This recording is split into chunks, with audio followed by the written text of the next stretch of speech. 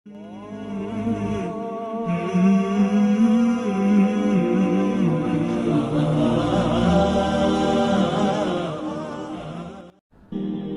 غم حسین والا جو معاملہ ہے نا، غم حسین بالکل ڈفرینٹ ہے۔ اس میں میں اکثر یہ بات کرتا ہوں کہ صحیح بخاری میں قتل حمزہ والا چیپٹر آپ نکال کر دیکھیں، اس میں فتح مکہ کے بعد سب لوگ اپنے اپنے رشتہ داروں کو لا کے حضور کے سامنے پیش کر رہے ہیں، سنا اس کی بھی معافی کی، اس کی معافی، وہ سب اوپر سیریز میں انہوں نے فلما دی۔ تو چونکہ یہ حبشی ہوتے ہیں واشی، اور حضرت بلال حبشی بھی حبشی تھے، تو انہوں نے کہا یہ میری برادری کا ہوتا ہے، غلام بھی اور حبشی بھی۔ وہ حضرت حمزہ کے قتل کے بعد تو اس کی غلامی بھی ختم ہو جاتی ہے، واشی کے آزاد ہو۔ تو یہ واشی وہاں کے طائف چلا گیا کہ اب تو میں مارا گیا، کیونکہ میں نے تو نبی اسلام کے لاڈلے اپنی چچا کو بھی، اور وہ چچا کے دو شریک بھائی بھی تھے، اس کو قتل کیا، اور ہم عمر بھی۔ حضرت بلال اس کو بات کستی کے نماتے ہیں، نبی اسلام کو بڑی اللہ تعالیٰ نے ان کو ایک حوصلہ دیا، معاف فرمانے والے، اپنا درگزر کرنے والے، تو ان کو لے کے نا نبی اسلام کو پیش کیا جاتا ہے۔ واشی یا رسول قاتل ہے، واشی تیرے اسلام کو، لیکن تو کیا ایسا کر سکتا ہے کہ مجھے اپنی شکل پوری زندگی حضرت واشی رضی اللہ تعالیٰ نبی اسلام کے سامنے دی۔ یہ زیادہ بات ہے کہ اللہ تعالیٰ نے اس بہت بڑا کام کیا کہ مسلمہ کذاب، اسی بخاری کی حدیث میں آتا ہے کہ مسلمہ کذاب جھوٹا پیغمبر تھا، اس کو بھی قتل حضرت واشی نے، وہ کہا کرتا تھا کہ میں نے اسلام کے بھی بہترین شخص کو قتل کیا،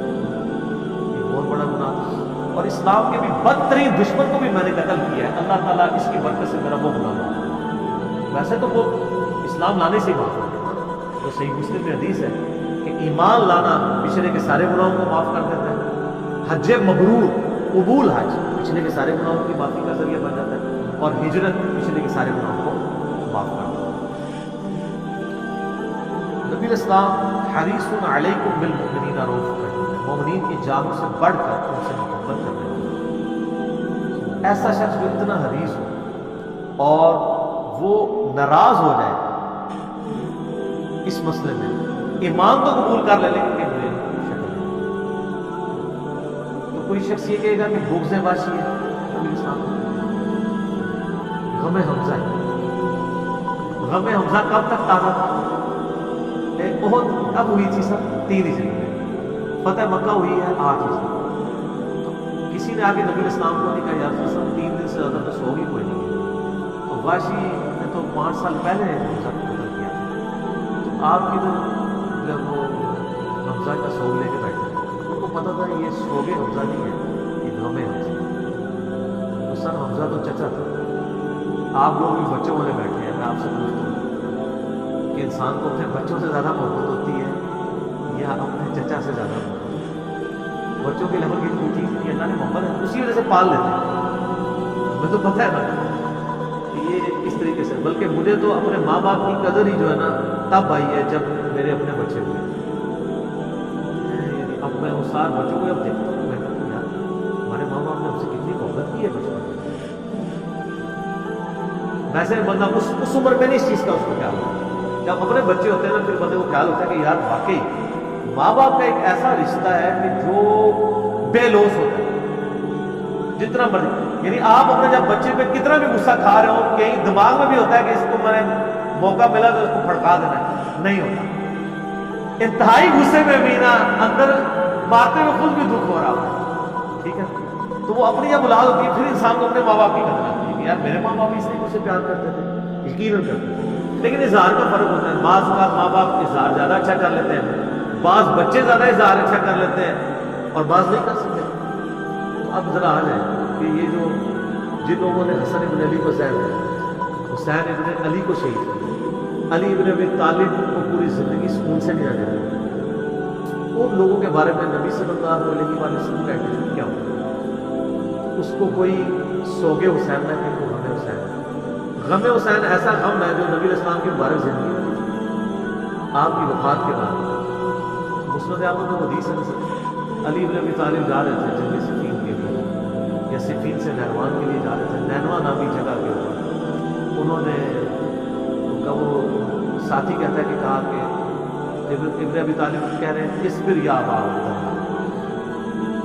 اے ابو عبداللہ صبر کر، اے ابو عبداللہ صبر کر۔ تو میں نے کہا یہ کس سے باتیں کر رہے ہیں آپ؟ تو وہ اپنی فارفتگی کا اظہار کر رہے تھے۔ انہوں نے کہا کہ مجھے نبی اسلام کی حدیث یاد ہے، ایک دن میں نبی اسلام کی خدمت میں حاضر ہوا، آپ علیہ السلام نے حسین ابن علی کو اپنی گود میں اٹھایا اور زاروں کو تاکا۔ میں نے کہا آپ کی حالت کس نے کر دی؟ کہا کہ ابھی بھی جبرائیل علیہ السلام میرے پاس آئے تھے، انہوں نے خبر دی کہ آپ اس بچے سے اتنی محبت کرتے ہیں اور آپ کی امت اس کو فرات کے کنارے قتل کر،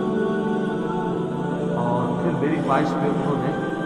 اس جگہ کی سرخ مٹی بھی یوں جبرائیل نے ہاتھ ہے فرشتے کا ہاتھ ہے پہنچا اور لا کے مجھے سرخ مٹی بھی دی، تو اس کی وجہ سے میری آنکھوں سے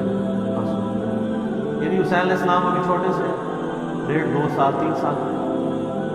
گود میں تو کوئی بچہ ہوتا ہے، تو اس وقت بھی غم حسین ہے، حالانکہ شہید ہونا انہوں نے 55 سال کے بعد